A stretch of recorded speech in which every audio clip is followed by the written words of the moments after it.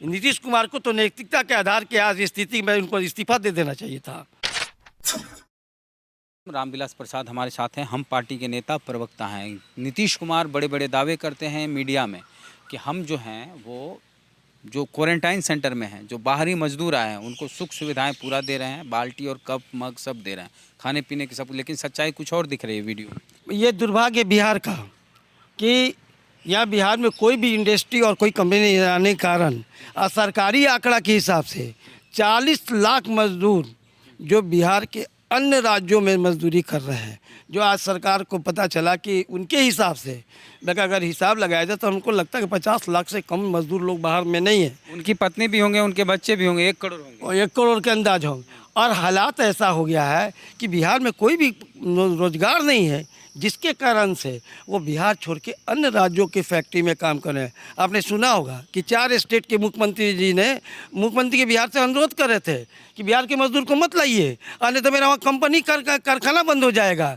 आप इससे अनुमान लगा सकते हैं। ऐसी स्थिति में नीतीश कुमार जी को सीखना चाहिए था कि बिहार के लोग ये कहते हैं, इनके लोग, कि बाहर के विदेश के लोग यहाँ बिहार के लोग बिहार के लिए बोझ हैं और दूसरे राज्य में जाकर वहाँ का विकास करें। ये जो बार बार कहते हैं कि विदेश के लोग यहाँ इंडस्ट्री लगाना चाहते हैं, ये 15 वर्ष के शासनकाल में क्या कोई इंडस्ट्री लगाए? अगर इंडस्ट्री लगाए रहते तो मेरे मजदूर भाई और बाहर के लोग काम करने नहीं आते।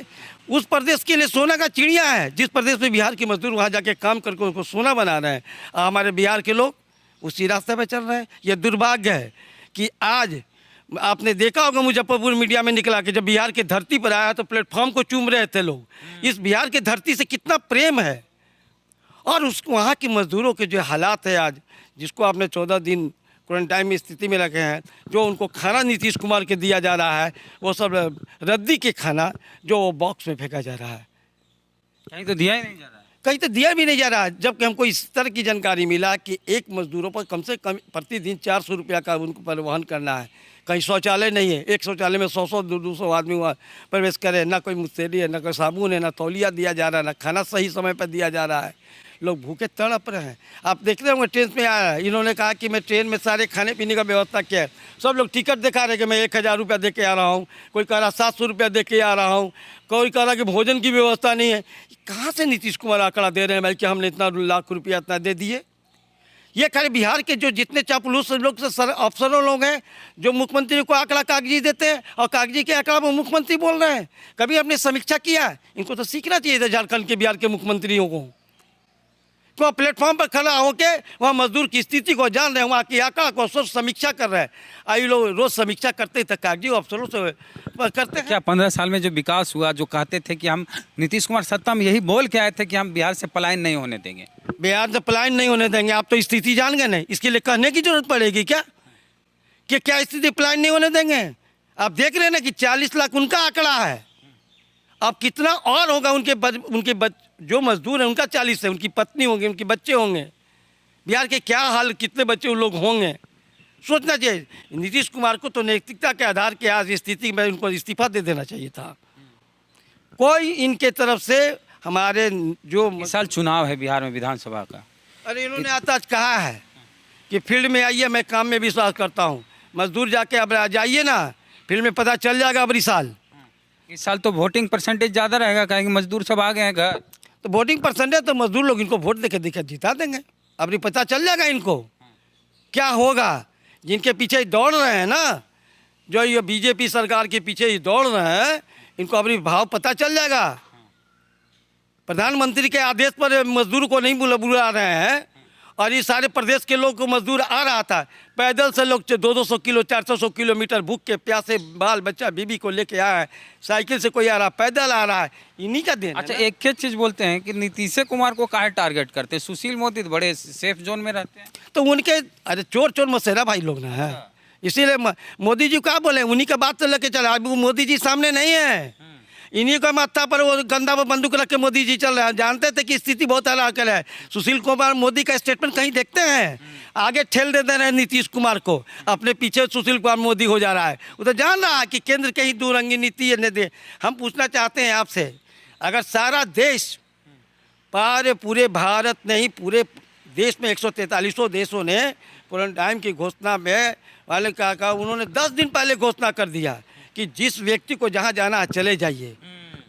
बाकी रीति है भारत सरकार 21 को एक दिन का लॉकडाउन करते हैं, 22 तारीख को घोषणा कर दिया और लंबे समय तक 3 तारीख तक घोषणा कर दी। कहीं भी पूरी दुनिया में कई जगह लॉकडाउन हुआ, कहीं भी आप इस तरह की तस्वीरें देखें कि वहाँ के लोग पैदल चल रहे हैं हजारों किलोमीटर, सैकड़ों किलोमीटर। चाहे पाकिस्तान की ही बात कर ले, सबसे पिछड़ा देश है, भारत से पिछड़ा, और कंपटीशन ऐसे देश से हम करते हैं अपने देश का, पाकिस्तान से। उसी को देख लिया जाए, कहीं पाकिस्तान में इस तरह की तस्वीरें आपको देखने को मिली कि पाकिस्तान में लोग पैदल चल रहे, नहीं हमारे देश में देखने को मिली। क्यों?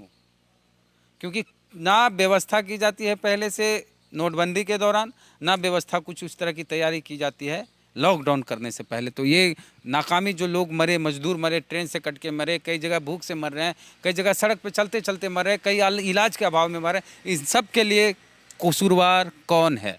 इसके लिए बिहार सरकार और केंद्र सरकार कसूरवार है। इनका कोई प्लानिंग ही नहीं था। अगर प्लानिंग रहता, आज भी मैं कहता हूँ, जो इनका 2 से लेकर 522 तक इनका जो जनसंख्या में, अगर लॉकडाउन का सही पालन अगर हो जाए तो हम सोचते हैं कि 522 से लेकर घट के इनका 200 में आ जाएगा। इन्होंने तो सही पालन कर नहीं रहे लॉकडाउन का ना। ये बाजार खुलेआम छोड़े हुए हैं, कोई भी सोशल डिस्टेंसिंग का कोई पालन नहीं हो रहा है। जो सरकार के द्वारा जो व्यवस्था की गया है वो व्यवस्था का सदुपयोग किया जा रहा है। वहाँ के लोग जो प्रखंड विकास से लेके ऊपर के IAS अफसर तक लूट के यहाँ पर भंडार खुला हुआ है। और मुख्यमंत्री, अच्छा एक चीज़ और है, अगर कोई गलती होती है पिछड़ी जाति के कर्मचारी या अधिकारी के द्वारा तो उसे सस्पेंड किया जाता है, जैसा कि नवादा के SDO के साथ हुआ, अनु कुमार। वहीं अगड़ी जाति के अगर अधिकारी वही गलती गुनाह करते हैं तो उन्हें माफ़ी दी जाती है, कहिए तो शाबाशी दी जाती है। मुजफ्फरपुर के DM चंद्रशेखर की बात कर रहे हैं। मैं ये जानना चाहता हूँ कि जो क्या ये न्यायपालिका, कार्यपालिका और संविधान का दोष किसी के लिए है? अगर वो कार्यपालिका के पदाधिकारी तो उनको निलंबित आपने कर दिया। जो विधायक जी चले गए थे उन पर कौन पहल किया? ड्राइवर को सस्पेंड कर दिए, ड्राइवर पर पहल किए, और उनके विधान जो बीजेपी के जो विधायक और उनके पार्टी के जो विधायक उन पर क्या कार्रवाई किए? ये नीतीश कुमार को दिखाई नहीं है, दुनिया देख नहीं रही है। नहीं, ये जो हैं मुजफ्फरपुर के DM, उन पर कार्रवाई नहीं हुई, कैसे होगा? अगली जाति के, ऊंची जाति के हैं, उन पर कैसे होगा? ये अल्पसंख्यक दलित वर्ग से है, इसलिए इनको, अनमर पिछली जाति क्या है इसलिए इनको पर हो गया। मैंने नीतीश कुमार के राज में सुशासन में दोष नहीं, ये जो भी है नीचे वर्गों के कर्मचारियों के तरफ इनका ज़्यादा नज़रिया घूमता है। ऊपर वाले के लोग नज़रिया से जहाँ है उनका नज़र इनका नहीं जाता है। इनका वोट के राजनीति के ना। तो यही कहने का मतलब है कि जहाँ के प्रशासन में, जहाँ की सरकार में अनुशासन नहीं हो उसे सुशासन कहते हैं। आप क्या सोचते हैं इस मुद्दे पे? प्रतिक्रिया अपनी कमेंट बॉक्स में ज़रूर दें। चैनल को सब्सक्राइब नहीं किए हैं तो कर लीजिए, बेल आइकन जरूर दबाएं। चलते हैं, जय भीम, जय भारत।